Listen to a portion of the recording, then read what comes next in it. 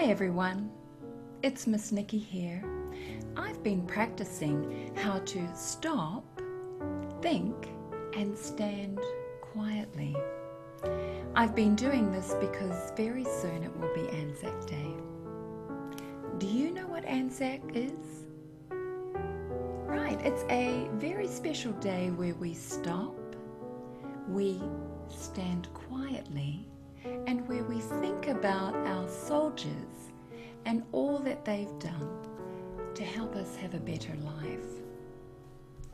This is a picture of my great-grandfather. His name is Alfred John Nash, and although I've never met him before, on ANZAC Day I try to stop, I try to stand quietly and think of all that he has done and other soldiers so that we can have a better life.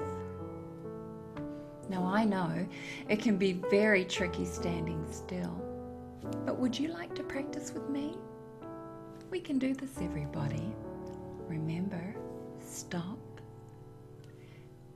stand quietly, and think. Have a wonderful ANZAC Day. Bye, friends.